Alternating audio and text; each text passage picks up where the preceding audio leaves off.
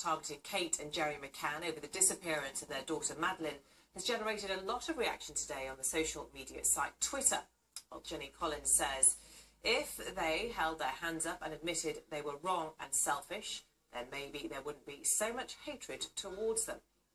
Dawn Barker writes, don't agree with the trolls, but do agree with the McCanns that the McCanns should be done for neglect. Only person I feel sorry for is poor little Maddie.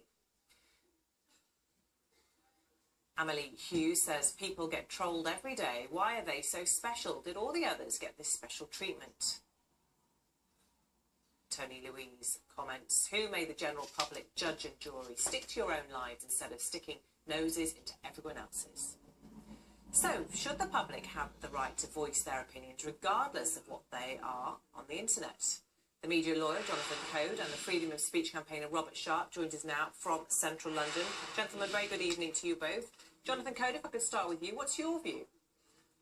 Well, we're in a societal issue here. These are the kind of opinions which used to be shared over a pint or over a cup of tea in a living room, and no one really thought anything about them. What's happened is they've now made a journey onto the internet via the social media, and at this point they have become much more powerful, and therefore the authorities have to make some kind of decision. And as Sally Bercow made a sort of parlour-style remark and put it on her phone and faced the consequences, now we've got to decide whether the general public must be put in the same position. You wanted to come in there, Robert Sharp. What's your view? Well, you asked about should the public have the right to their opinions. That's the way you frame the question. And absolutely, when they're just voicing opinions, I think they should have an absolute right, even when those opinions are unpleasant, even if they're now publishing those opinions where before they would have said them over a pint in a pub. So being offensive. I mean, where's the line, do you think? Where do we draw the line, Robert Sharp? Well, death threats is a good place to draw the line. I think the Crown Prosecution Service guidelines, which make a distinction between credible threats and things that are merely or just offensive, is a good one. And that's where the line should be drawn. I mean, it's an incredibly difficult and grey area. What constitutes a credible threat and what is just an opinion.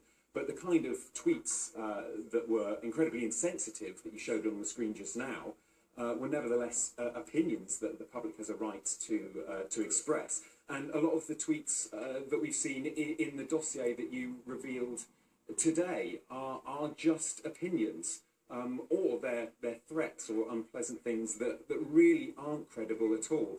And we shouldn't be criminalising that kind of free speech. Jonathan Code, you mentioned there the issue of perhaps a new law. We heard there from Robert Sharp talking about the difference between a credible threat or things that are just offensive and upsetting. We've got the Malicious Communications Act of 2003. It was drawn up to include emails, but not social media. Do we now need a new law, do you think? Well, there's no logic in separating emails from the social media. They're both forms of electronic communication, and as a matter of common sense, both must be covered by the law as to their content. The problem is that there is a law which prevents this, and again, it comes down to a question of fact and degree, as Robert says.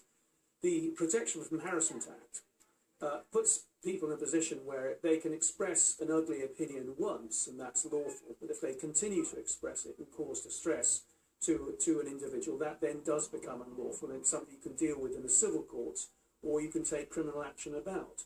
And here a judgment has to be taken as to whether the balance between Article 10 free speech and the rights for people to have an ordinary and reasonably secure life is taken in the right place. And the difficulty is that what may be considered to be friendly banter to one person may be deeply offensive to another. So we can take, for example, the call into the unfortunate nurse by an Australian radio station.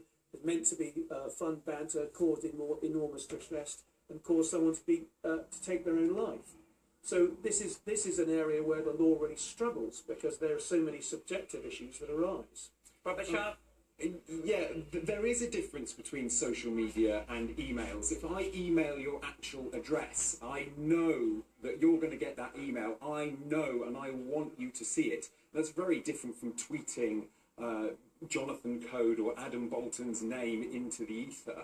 And that's the difference. That's the thing that social media is different from email, or indeed writing a letter to someone's house. The one-to-one communications are targeted, are very personal, in a way that social media, Facebook or Twitter, are really more like broadcasts. They're really more like publications. One thing that's quite interesting is the general public, by and large, don't realise that when they're tweeting or putting something on Facebook, they're publishing in the same way as the Times or the Guardian publish something, and they might get sued for libel or breach of privacy or something like that. Do you really think that's the case? We've seen so many high-profile cases now over the past year or so, people tweeting offensive things, then several people have been jailed for what they said. Do you really think that's any kind of defence, that, oh, well, I didn't really know that I was perhaps libeling somebody, slandering somebody because I didn't know it was being published, when anybody can see it?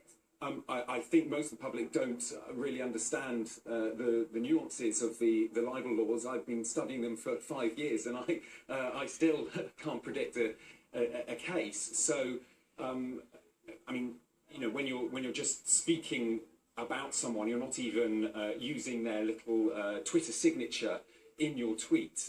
There's no expectation, especially when you haven't got many followers like me, that person's going to see it. In which case, I don't think it amounts to a threat. The police, I think, are getting better at judging between what is a credible threat. They've been doing it with offline communication for years. The danger here is the chill. The danger is that we're getting a sort of privatised censorship where people know that these laws exist, and they might club together in a group to get someone prosecuted. That kind of privatised censorship that we're seeing is quite difficult and problematic. Robert Sharp, unfortunately we are out of time. Thank you both. Jonathan Code, also thanks for your time. Thank you.